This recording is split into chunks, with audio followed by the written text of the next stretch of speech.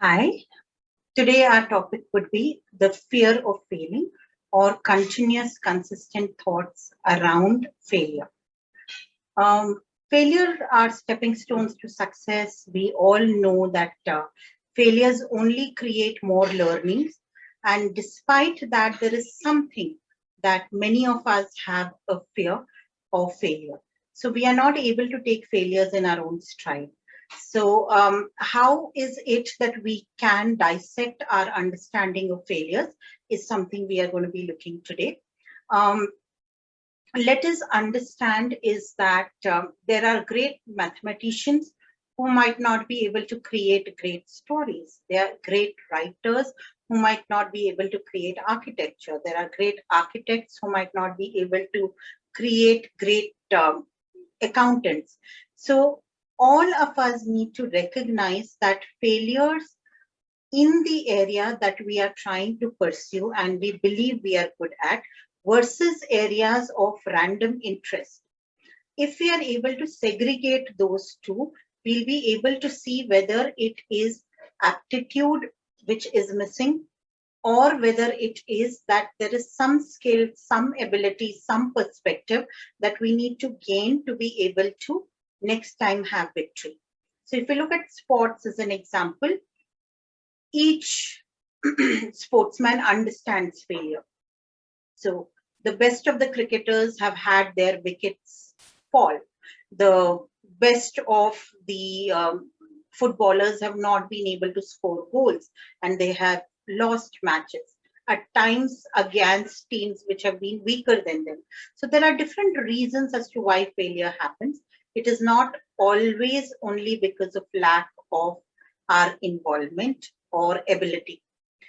So the bigger picture of taking failure in our stride, we need to understand what areas does failure affect you in.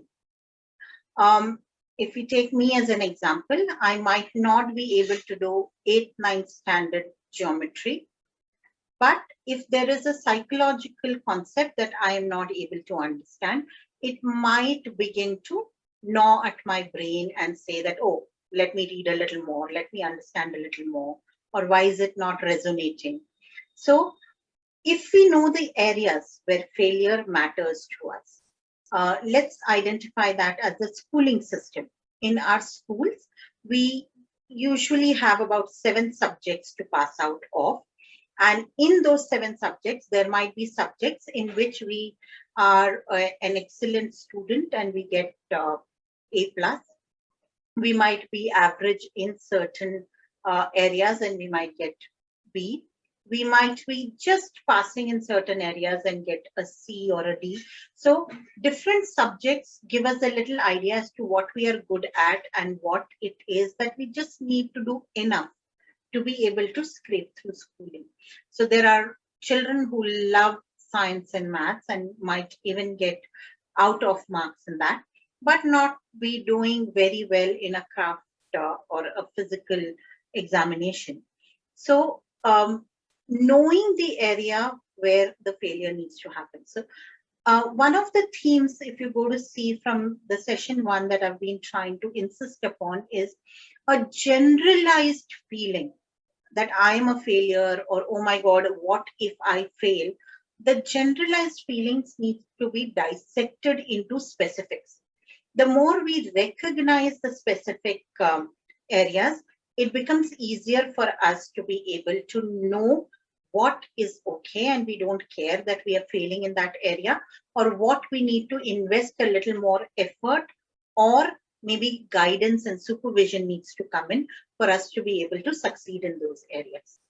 Now, failure as a general feeling that happens, it is with reference to what we call the self-worth. So the way I look at myself, the way I define myself is divided into 3 segments: the way we think about ourselves, the way we feel about us, and the way we carry ourselves in the outside world.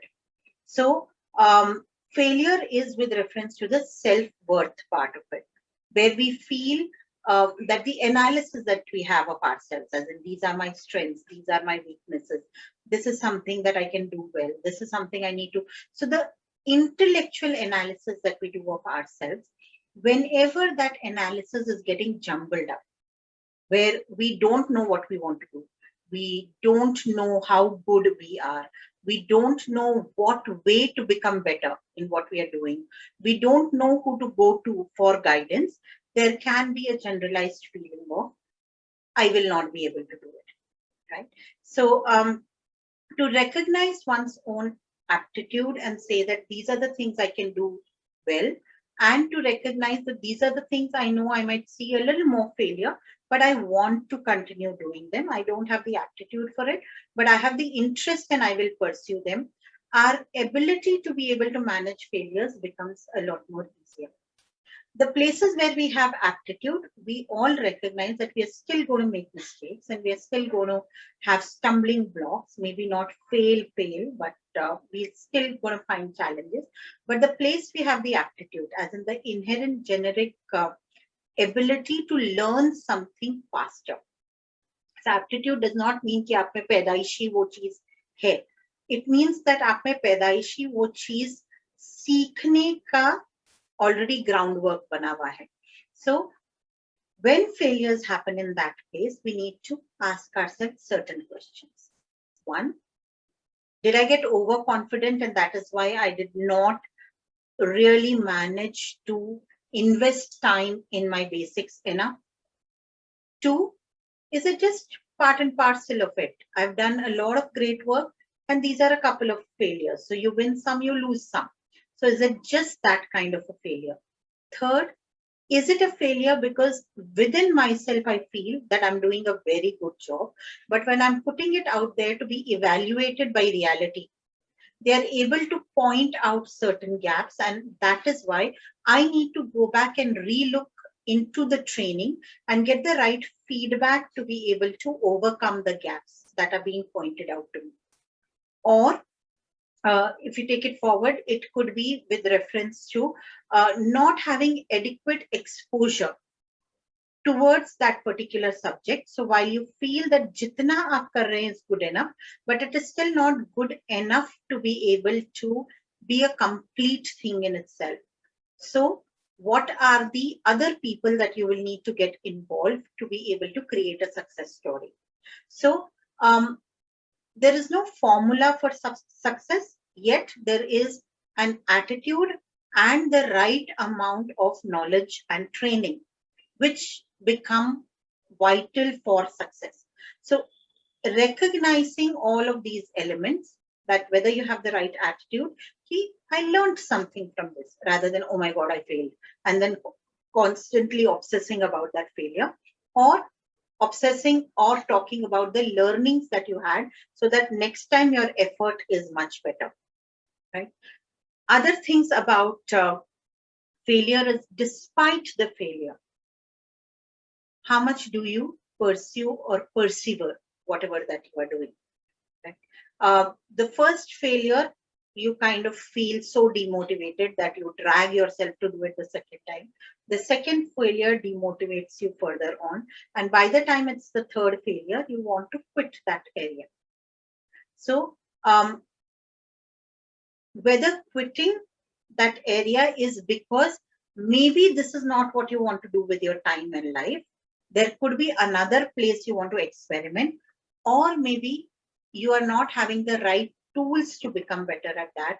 A lot of self-questioning around these things will reach you to actionable points. If your failure is coming because you are repeating the same thing again and again, and there cannot be a newer result out of it.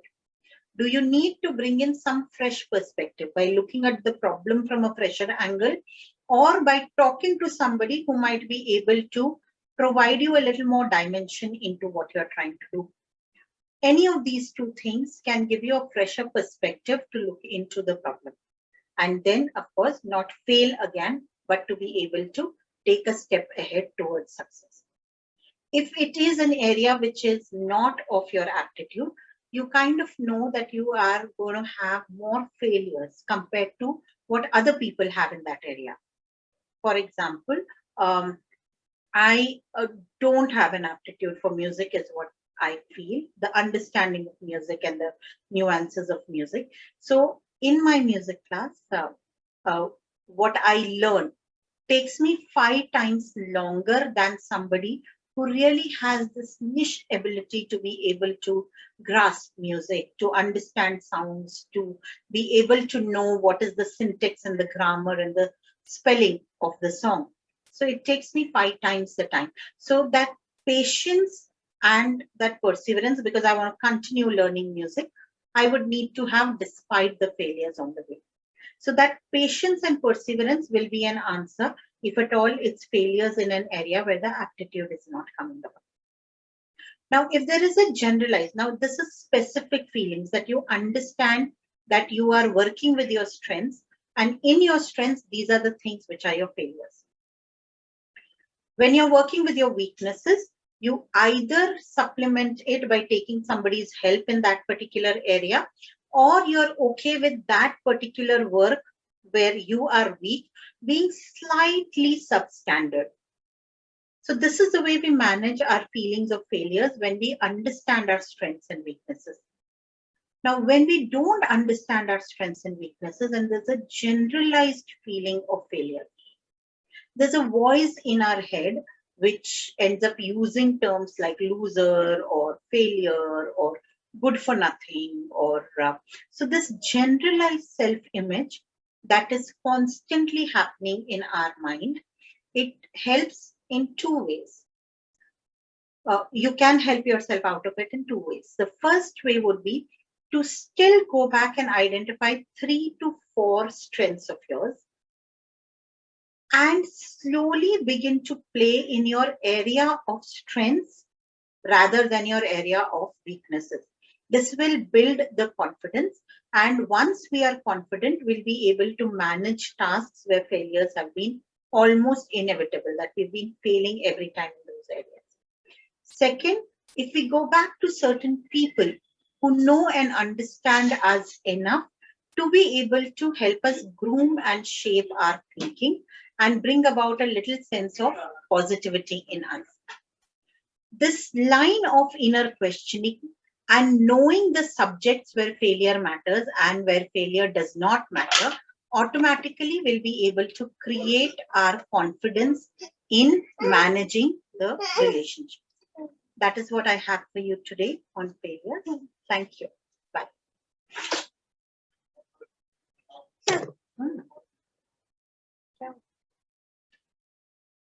Help Talks are daily health-related talks held at Health Education Library for People, Mumbai, India. For more information visit www.healthlibrary.com. Subscribe to Help Talks channel. Be better informed about your health.